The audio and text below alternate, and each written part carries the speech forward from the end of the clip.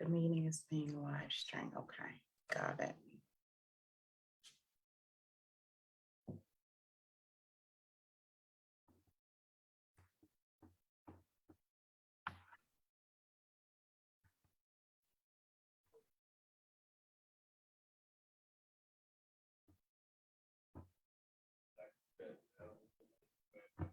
Okay, got it. Okay, here we go. Well, good evening, everyone. And here is our monthly Facebook Live. Sharon Harrell with Royalty Business Group, your retirement coach diva. And I am excited this evening for our guest. We're going to end the year with learning about health insurance and how to navigate the health insurance industry with Molly Staley, who is a medical practice business consultant. Thank you, Molly, for being with us this evening. And Molly, if you could just give us a little bit of background about how you came into being a medical practice business consultant. I'm sorry, just how your background, what made you decide to go into this field?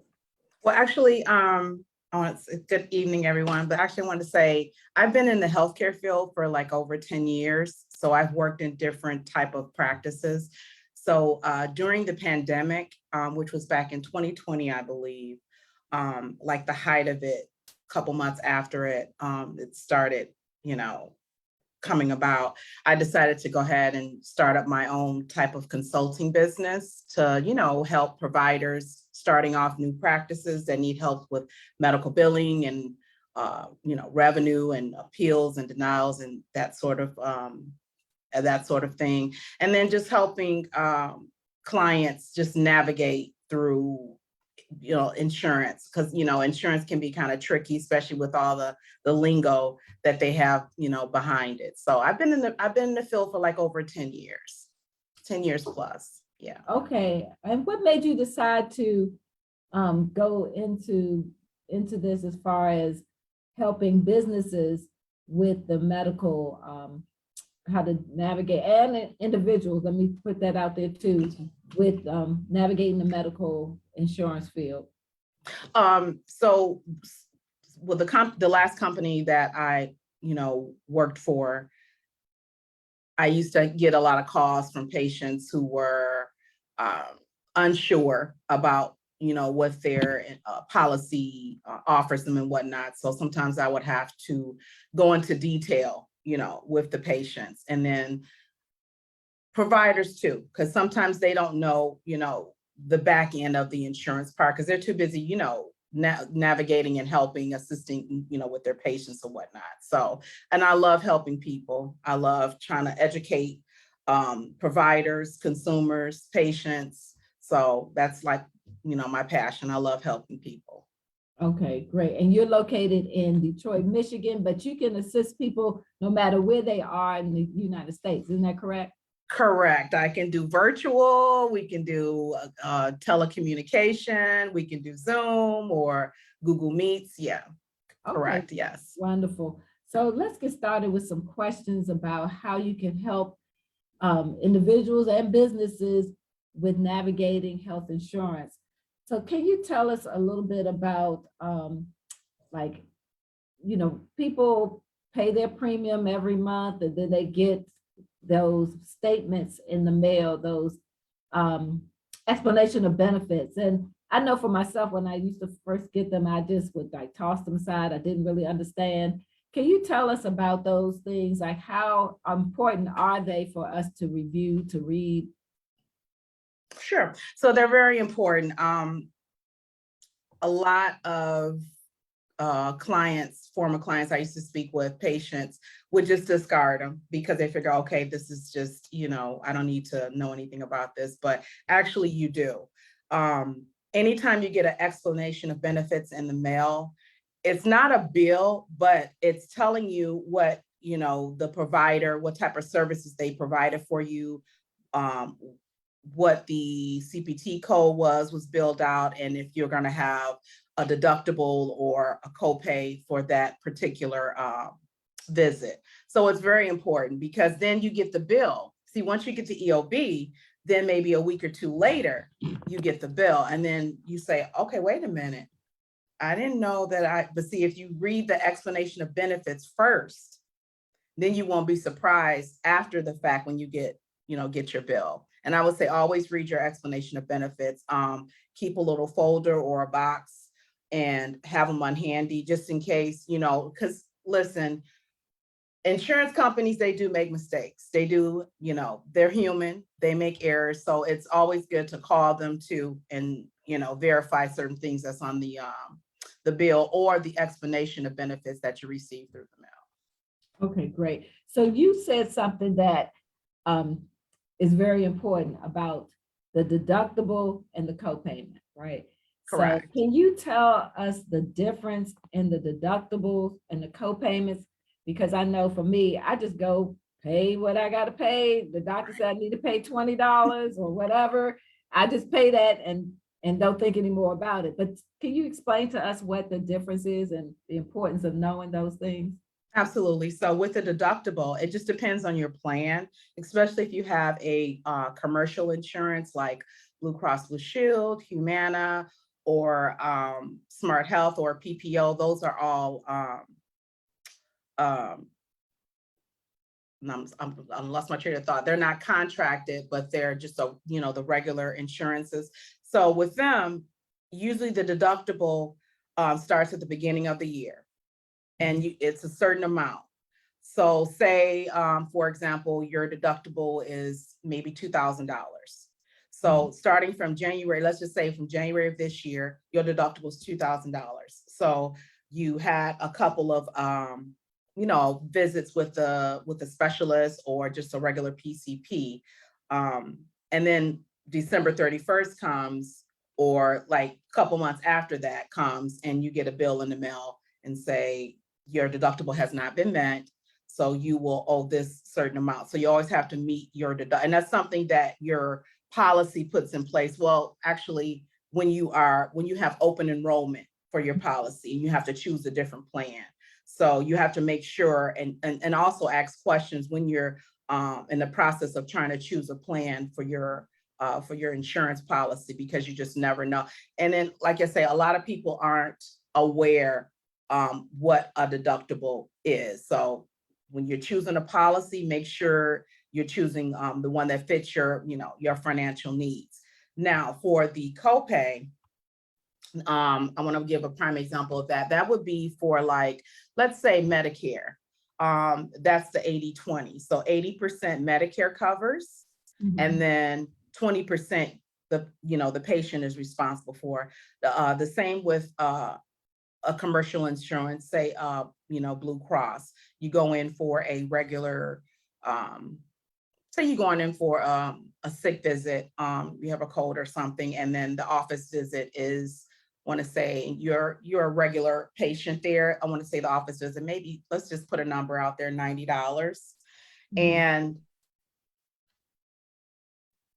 before that visit, usually the front desk clerks usually check the insurance prior to that. So they'll say, okay, Blue Cross Blue Shield, a sick visit is a $20 copay. So, and then how you find out where your copay is too, I want to add, most of the payers like Blue Cross or the PPOs or Smart Health, they have a website where you can actually, like a portal, where you can actually log in or set up a password or ID, and you'll be able to view your visits and what your policy is, and if you have a deductible, or a copay. So I always encourage people to, set up a patient portal online with the payer, so you'll know, what you're looking at as far as upcoming bills or EOB or anything of that nature. Okay. And so with the, what do I want to ask?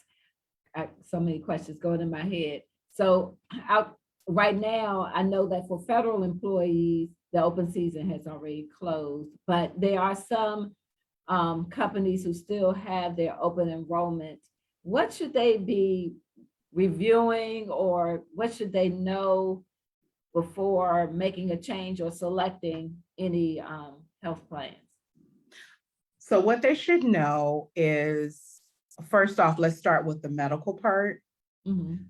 Anytime you choose a plan that is outside of your network, you are going to pay a higher deductible, and you're also going to pay a higher copay because it's not within your network. Say you're in the Blue Cross Blue Shield network and you want to see a Beaumont doctor.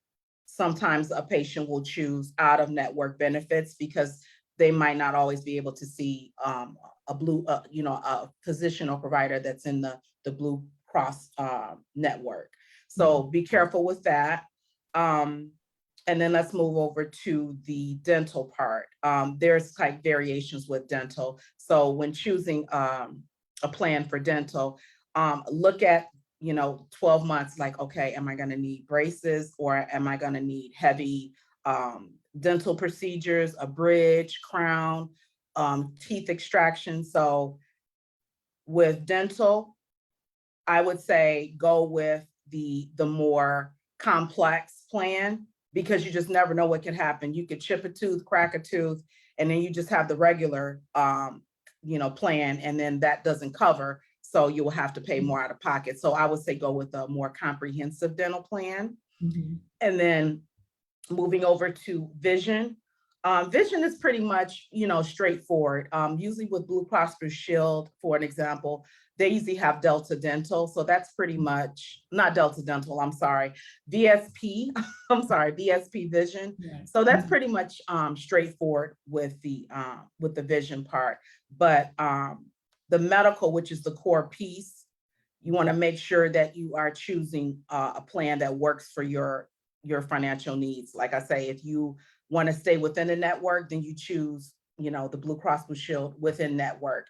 If you are looking to venture out of the network to see a different provider that's not within Blue Cross, then I would say go with, the outside plan with the outside benefits that's not affiliated with Blue Cross, because usually, and I saw this one time when I was working for a behavioral health clinic, the patient had insurance, but they didn't have benefits within the doctor's network. The doctor wasn't in that plan.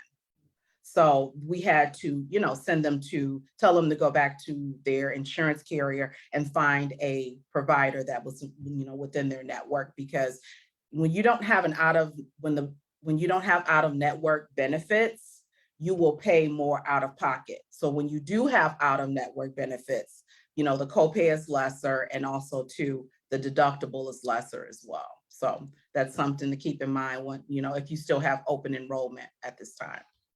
Yes, so I got questions going through my head about several things that you have mentioned. And I just want to say, for those of you who have joined us, welcome. We have Molly Staley here, who is a medical practice business consultant, and she's going to be talking about the different ways we can watch our money when it comes to our health insurance, our medical, dental, and vision insurance.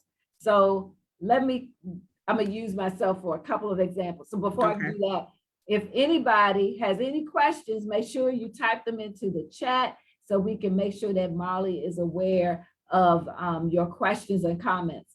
So let me start and give you an example of something that has happened to me. So I have a fairly large family, and I'm not gonna say fairly large, I have a large family.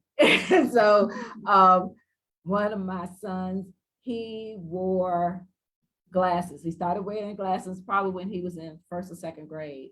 And, of course, with children, they want to participate in different sports. So this child, he played baseball, he played basketball, he played football, he ran track, he did everything. He wore glasses, and I had to replace glasses. I had to get contacts. I got sports goggles, all of these things. Now, I do know that some plans have vision and dental embedded in them. Mhm. And then some plans don't. So you have to get a supplemental plan. When you are looking at your medical plans, and you kind of touched on this already, but how is it important is it to review not just how much they're going to cover with if I get sick and need to go to a hospital, but these other things that we kind of take for granted, like vision and dental. So, yeah, because I get a lot of questions about that people are just mostly, clients and patients are just worried about the medical part. But as you can see, I wear glasses, so it's very important because I have two kids as well, and they have to be covered under a dental and a medical and a vision, because like you said, you never know what could happen within those 12 months. And especially if like you said, your child having issues at school, seeing, and then you get the, vision test, and okay, boom, they need glasses. So vision and dental is just as important as it is for medical. Let's start with, the dental.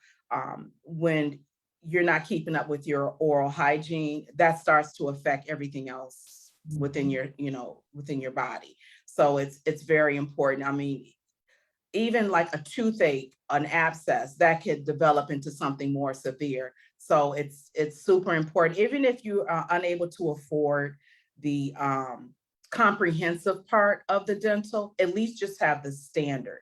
That way you can go in every 6 months, because the insurance is supposed to cover that. Every 6 months you go in for a free cleaning.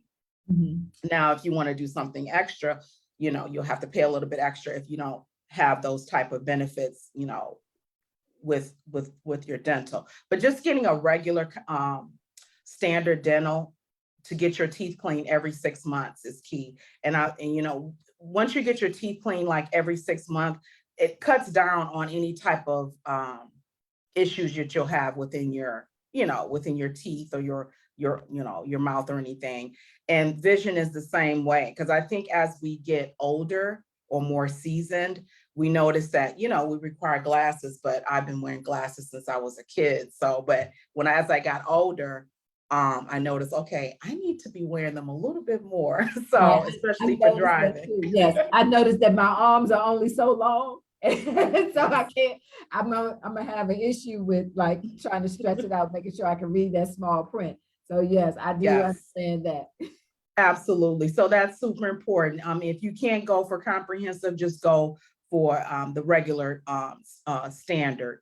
And then think about it too. Also too, most insurances provide an HSA and health spending account, where you can select a certain amount to be taken out of your check. And I think they do like a breakdown every, per pay period. And so when you have an HSA account, that can help towards, say if you're needing some extra dental work done, or you want to get a frame that's a little bit more pricier than what you normally get, you have a health spending account, and that can go towards, things of that nature, a new pair of glasses. They don't cover, as far as the health spending account, I don't think it covers cosmetic. It just has to be, totally like medical. It doesn't cover cosmetic. That's a whole different, thing right there. But yes, a health spending account. And then also too, I wanted to mention, because I had mentioned this on and I was doing this on my YouTube channel as well, that most doctor's office or like dental or vision offices, they do offer care credit. And I know a lot of people some people are not familiar with care credit. It's like, say if you're going to purchase furniture, and you know how they give you that deal, like 0% down, but you have to pay it off. But if you don't pay it off in that time, then they're going to start tacking on all this interest rates. Well, that's the same as like care credit. And with care credit, that'll cover like major, like a surgery or a huge deductible that you owe, or some major dental work. So a lot of people not familiar with that, and they do run your credit. They aren't too hard on you as far as financing you. So care credit is another way, and it just depends on how much you're needing from that. That can cover some other things as well. Not to go off topic, but there's ways of paying off your medical debt with different things. Yep. Thanks for providing that information. So we have some questions coming into the chat. The first question that I see says, is the healthcare marketplace only for low-income families? Yes, it is. They do go by income only. So I think you have to fall below like the 20,000 mark. I think it's between 20 and 25,000 a year. So yeah, it is designed for low income or no insurance at all. It's just like excuse me. It just depends on your income. And I believe, like I said before, I believe it's between 20 and 25,000 like a year. And I know I'm going to gear towards Medicaid a little bit. That's the same with straight Medicaid. If that they go towards your income, and then also too, if you're a woman that's pregnant, you are guaranteed Medicaid insurance and benefits. Okay, so I'm glad you brought up Medicaid, because people will say Medicaid and mean Medicare. And some people don't know the difference in the two programs. So if you could tell us a little bit about the difference in Medicaid and Medicare. Absolutely. So with Medicare, they usually provide insurance to people that are 65 years of older, that have or retired, or that are physically disabled. And with Medicaid, they usually provide insurance with people who have an income of less of $25,000 to $20,000 a year, or they cater to women who are pregnant, who are in need of insurance, and also too they provide to people who are disabled, whether it's mental or physical. Okay, all right. So we have a question about Medicare, and the questions ask, let me just read the question as it is. It says, is getting the basic Blue Cross Blue Shield opposed to the higher option worth it as it relates to being Medicare friendly and reimbursements? Okay, so if I'm not mistaken, I'm assuming this person's talking about like the dual plan with Blue Cross. Is that what they're going towards, like Medicare Blue Cross? Because that's like a dual plan. So I'll ask them to clarify, but I'm going to just say, based on my interpretation of the question, I know that the person is a federal employee, so they have the various options under Blue Cross Blue Shield. You have the high option and the low option. I'll just say a low option. And they want to know, like, which one would be better when it comes to having Medicare, because they're probably trying to plan for their retirement soon. So they like, which plan would be better to have, the higher option or the lower option when it comes to Medicare? I would say it depends on their health. Okay. If they have like a chronic condition that they're going through, I would gear towards the higher option. I would say, for example, they have chronic kidney disease, or chronic back issues where they have to go to the chiropractor every 3 months or every 6 months. I would say gear towards the higher one, because you always want to examine that before you're picking your product. What type of issues are you dealing with, physically? And how often do you think you'll be going to the doctor? Again, it depends on your health condition, but if it's chronic, I would gear towards the higher one. Okay. And so you also had mentioned a little while earlier about Medicare and how they pay out, like there could be a 20/80 split or things like that. Can you explain like about what Medicare provides? Because we are my audience, although they are majority, we all young at heart.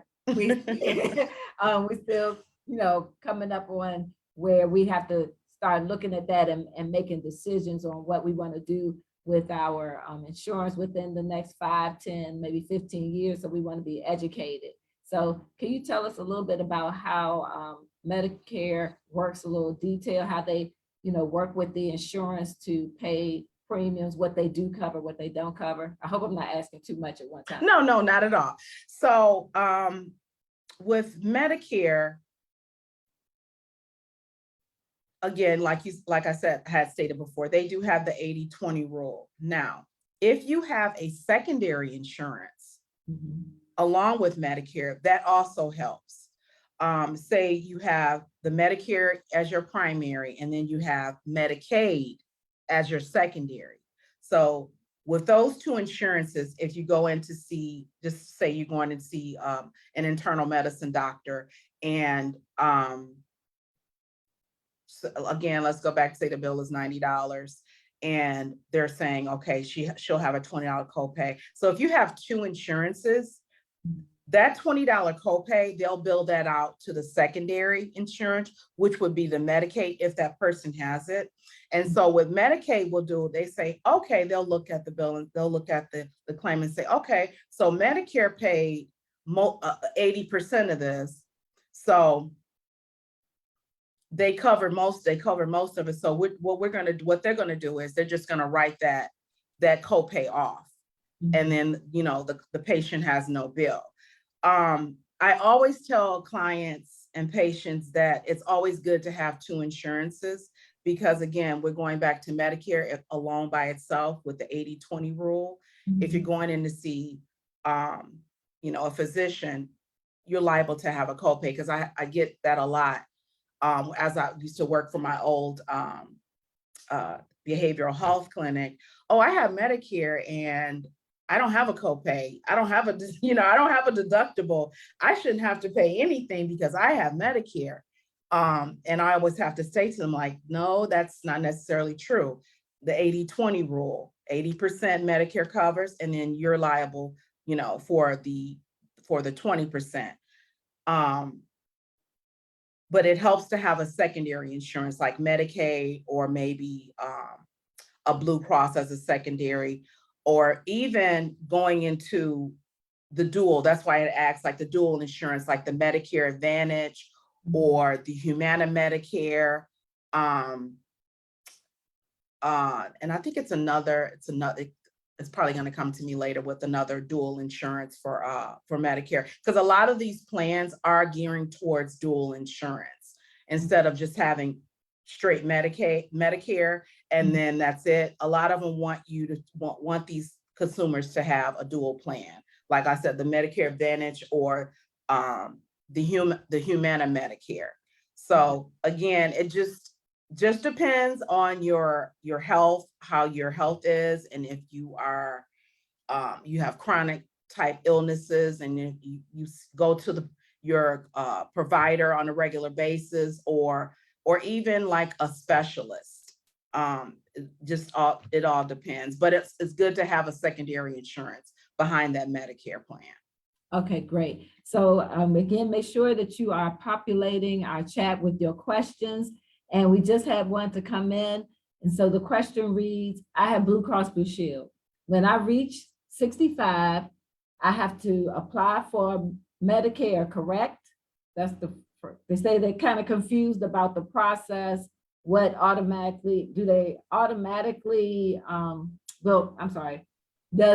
Medicare automatically kick in and become the primary insurance? If so, why? So first of all, let's say when they reach age 65, do they have to apply for Medicare?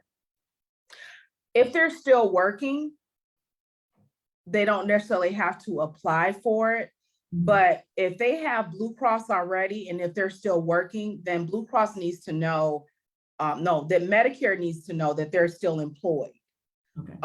Now, if they are retiring, yes, the Medicare is going to be primary. And then also too, I wanted to point out too, Sharon, the parts of the Medicare, because a lot of people are, some people are confused about the parts of Medicare. There's A, B, C, and D. Right. So we know A is hospital, B is for the doctor's visits, C is prescription, and D is dental. Okay. So yeah, so when people are applying for Medicare, but however, if you're going to apply for all four parts, that cost. Okay. So sometimes people just go with hospital benefits only, because I think Medicare, they automatically give you Medicare A, but B, C, and D, you have to pay out of pocket for. But yeah, if you are like retiring, you're automatically, and you're over 60, we're 65 and over, then yes, you are qualified to, to have Medicare primary, and then, keep your Blue Cross. But if you're still employed, I think there's a way that Medicare, if you get in contact with Medicare and let them know, hey, I'm still employed, they have on there, because when I used to bill for a specialist, for claims, they'll have on the claim, like when I billed, they had on the Dropbox, 65 or older, still working age. So that means that they're still working at the age of 65. So yes. Okay.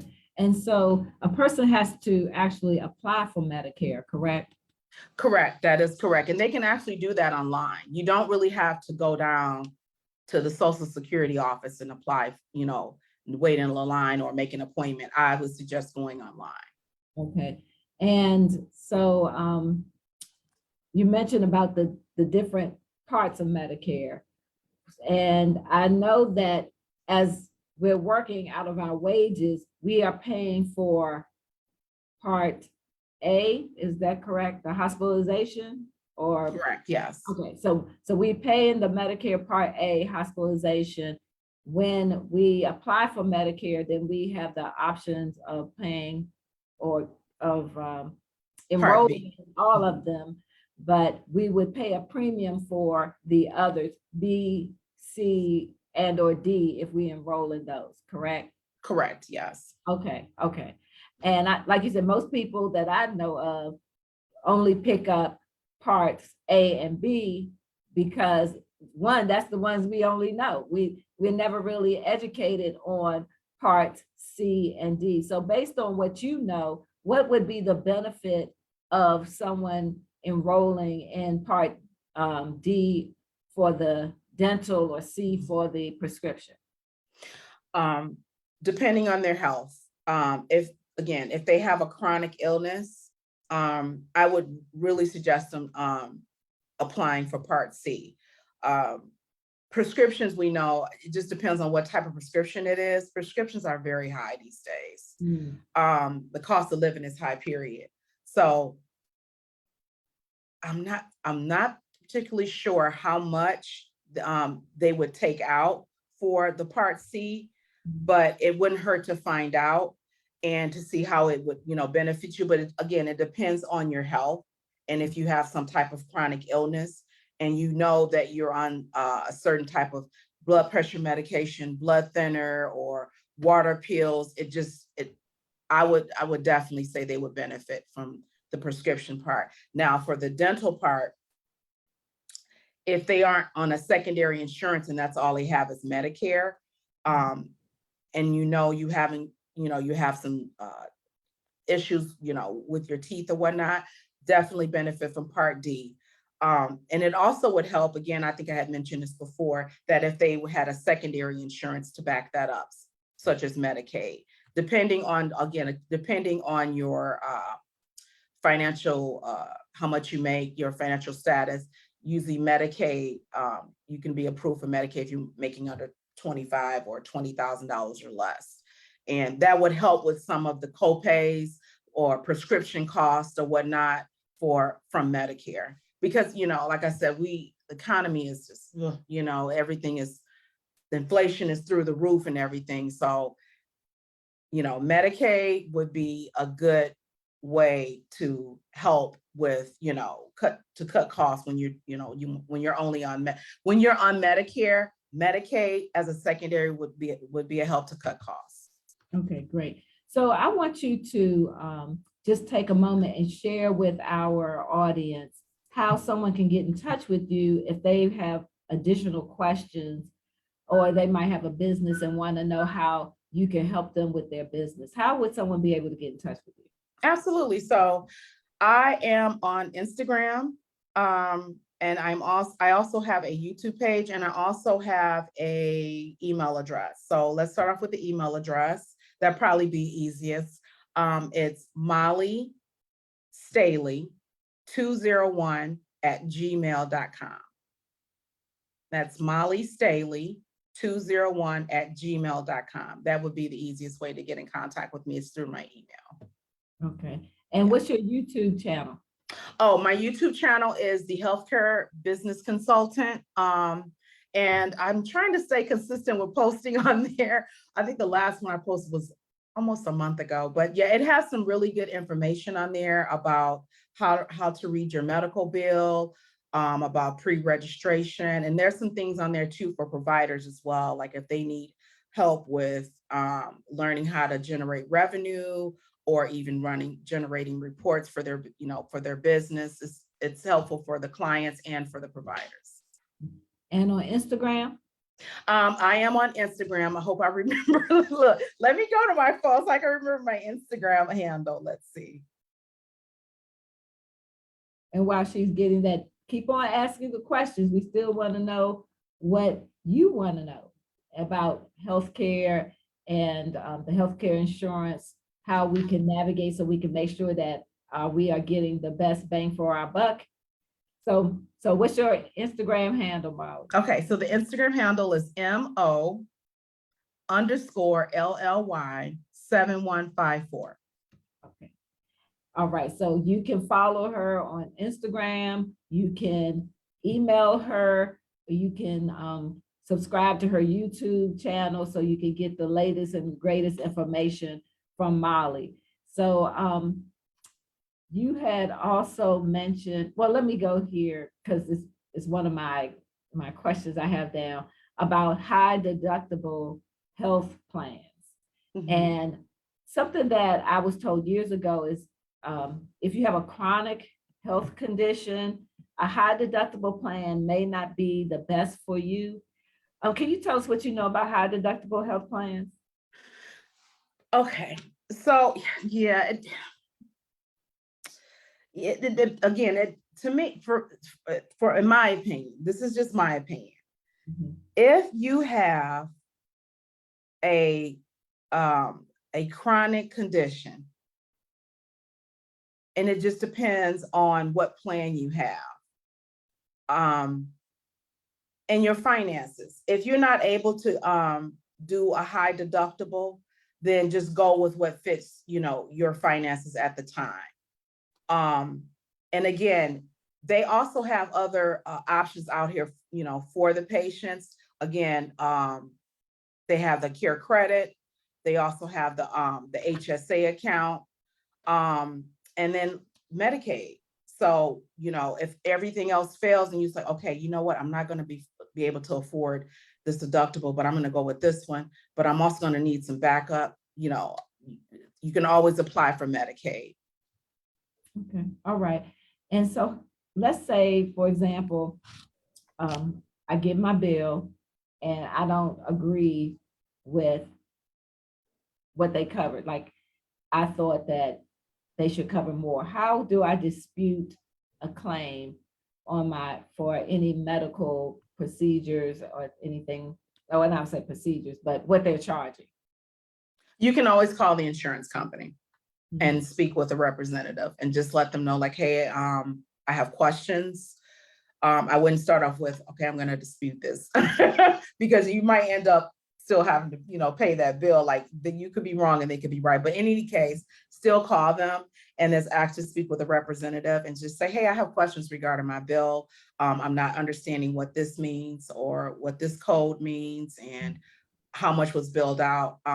Like I said, again, sometimes the insurance companies or whomever sent out the claim from the doctor's office, they make mistakes too. It happens. I'm a biller. I made mistakes, and luckily I've caught them in time before, I was able to send the claim out. But it doesn't hurt to call. I always tell everyone this: call your insurance company. I know sometimes it kind of sucks a little bit when you're on hold waiting to speak with a representative, or you're on a phone tree and it's like, press 5 for this, press 8 for this, press 1 for this. But I would say just carve out some time in your day, maybe an hour, hour and a half, and sit down, get your cup of coffee, and make that call to your insurance company. And just keep an open mind. Don't be, all rattled and, I can't believe I got this bill and blah, blah, blah. Just calm down and keep an open mind. But again, it could be an error on their part or the doctor's office. And it doesn't hurt to call and talk to a representative to find out. Okay. And so how much should the doctor's office be involved? Like, should be as the patient contact the doctor's office too to say, hey, I got this bill and I don't understand how can the doctor's office assist in the process? So usually when you receive a bill from your doctor's office, they will have a 1-800 number on there to call them. Because with every doctor's office, there's always a billing department. There's some type of billing department. So call the doctor's office first. And if you're not getting anywhere with them, if you feel like, okay, I wasn't satisfied with what that person said, then call the insurance company. Mm-hmm. So yeah, call the doctor's office first. And usually 9 times out of 10, you might be able to settle it with the doctor's office. But like, again, if you're not comfortable with what they were telling you, then you can call the insurance company. Okay. And is there anything specific you should have with you, like when you are talking to the insurance company, trying to, not to say that they're trying to dispute it, trying to be curious and find out more information about the information, what they are trying to bill you for? Yes, have your bill in front of you. Mm-hmm. Be prepared. Don't just call and say, hey, I went to the doctor 2 weeks ago. I got a bill, but I can't find it. Try to have your bill in front of you. That helps the representative a little bit more to navigate and see what was going on with that data service. It's a faster way for them to find out if you have that information in front of you. Now, however, if you don't have that bill available, they will ask, they're going to ask you for, first off, they're going to ask you for your member ID number, your group number, date of birth, verifying your name, probably your last 4 of your social. If you can even remember the name of the doctor, if you don't have the physical information in front of you, if you can remember the name of the doctor that you saw, it's a good chance they'll be able to look up the claim for you. Because if they have all your personal information in the system, they'll be able to, get those dates of service for you. But it does, but again, it doesn't hurt to have the bill in front of you, with all that information. Okay, so I'm gonna say about an issue that I had a couple of times, and I didn't really follow through, but maybe I did all that I could do. I'm just gonna tell you the situation. Okay. So I went and got blood work done, and in this area, there's a major lab that normally that's what people use. And I'm not going to say the company's name. So there's a lab that normally people use. So my doctor's office wrote up the orders on, they wrote up the orders and they sent my blood work to that lab. Well, that's not the lab that my insurance uses. Oh. And so I got a bill after it was already said and done.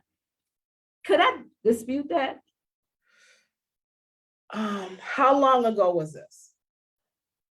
Well, this was a while ago, so I'm just saying, I'm more proactive now. Okay, so if this happens I again, always say, when I go okay. to the doctor now and I see that they're doing wrong, I say, oh, that's not my insurance not gonna pay for that. So that's the wrong company. But in the past, I never paid attention. So I just wanted to know, like, could I have disputed that bill, even though the services had already been rendered? Probably not. Hmm. Because, and this is why, let's go back to your visit. Usually, if they're very proactive at the doctor's office, Mhm. they'll ask the patient, what pharmacy do you normally go to? Mhm. And what blood draw clinic do you normally go to? Mhm. And that information is and put it into the system. So that starts off with registration. That's what they, registration. Yeah, you're not going to be able to dispute that because the services are already rendered and they already sent it out. But for next time, if there's a next time, let them know, like, okay, this is the lab that I need to go to. So you need to have this in the system and send this over to the lab. Otherwise, my insurance is not going to pay for it. Right, right. And then if you're not sure what lab, what lab you go to that's covered under the insurance plan, you can always call, they can always call the insurance company and find out, okay, I have Smart Health. So let me call Smart Health and find out what labs is covered under my insurance. They're probably going to ask you, like, where are you located? Are you located in Southeast Michigan? Are you located in Maryland or wherever? And then they'll compile the data and give you a list. So yeah, call the insurance company first and let them know, hey, I think my doctor's going to draw blood. I need to find out, what labs you guys cover. Okay, yeah. Now I do, when I go to the doctor and when I know that I have to get any type of blood work done or any type of lab work done, I do make sure now that I say it is this company, because I think in this particular area, there's a major company that is used and my insurance doesn't use that. So I am proactive now because as I said, I got bills in the past and I paid them, but I don't like paying. I know. And it's not my fault but it is kind of, if I'm not being proactive to make sure that that I am reviewing my information. So one thing that we have to do as consumers is be educated. There used to be a commercial for I think it was a furniture store or something in this area that said, an educated consumer is the best customer. And That's right. so you need to be educated about anything that you are buying. Medical insurance, health insurance is something that we are purchasing, and we want to make sure that we are educated about what our services are that they provide to us, because we don't want to pay for anything that they can't provide. You want to make sure that as you are reviewing your services, whether it's for open enrollment or you have a qualifying life event and have to make a change, or you want to cancel, that you're reviewing your services before you pick up something else, because you don't want to pay double. You don't want to pay more for something that you have on both sides, and you don't want to pay for something that you cannot use. So being out of network and getting a bill that you weren't expecting because you thought it was covered, or one of the things that I will always keep in mind is, if I am in another state and I get sick or injured, or heaven forbid in another country and get sick or injured, what will my medical insurance cover? Because you hear about this all the time, people on vacation, whether it's in the United States or outside the United States, and they get sick or injured, it's always, I hear that they might cover the initial visit or the initial hospital stay, but then they have those other bills that might come up. I've heard about how a child was sick and had to be helicoptered to a different hospital. And I want to say that their parents' bill was like $70,000 to be Yes. helicoptered. So who wants a bill like that? Like, like Yes, it working happens. for the helicopter company because I can't afford to pay $70,000. Let me just try to drive my child or myself to. I think, and that's too why a lot of people get driven to the hospital if there's like an urgent, some type of emergency going on, because ambulance rides, it depends on how far away when they get to your place of where you live and how far they're taking you, it can range from $600 to $800. That's just for an ambulance ride. Wow. And then you get to the hospital and then say they have to do multiple testing, a CAT scan, an MRI, EKG, and all that's tied into radiology. So a lot of people get confused, like, okay, I was only in the hospital for one day and I saw the doctor, and why am I getting a bill for $2,000? Because when you enter the hospital, everybody's going to get their cut. Okay. So we have anesthesia, we have radiology, and then we have, I guess the resident or whatever. And then you have the nurse and the MD. So they're charging for everything at the hospital, everything. And they even charge for oxygen. So yeah, they're charging for everything. So educate yourself. You have to educate yourself and know what you're getting into, with your insurance plan and what they're covering, because, you could get injured and then you're not able to work for X amount of weeks or whatever. You need to find out, hey, am I covered under workers' compensation or FMLA or, any type of those, things. So yeah, absolutely educate yourself, because you don't want to find yourself, in debt with a big, huge hospital bill or bills and you're not knowing what to do. Right, because I think this is something that you were touching on, is that you go in for an emergency, you go into the emergency room and you know that the hospital is under your insurance. So your insurance may cover the hospital bill, but it may not cover the doctor that sees you. That doctor from the emergency room may not accept your insurance, or one of the specialists that you might have to see while you're in the emergency room may not cover whatever is going on with you. So you get that separate bill and you're like, wait a minute, I know this hospital covers, takes my insurance. Why am I getting a bill? And it's because of these little incidentals that you are not aware of, that they're not going to tell you, because you're in there for emergency. They're not going to say, well, Dr. Smith does not take your insurance. Would you like us to find another doctor? Correct. Yeah. No, they're not going to tell you. Like, they're not going to tell you that in the moment. So those are things that we have to be aware of, those unexpected events that might come up when you have an emergency. And especially if you are outside of your general location or a place that you're used to going, then you have those issues.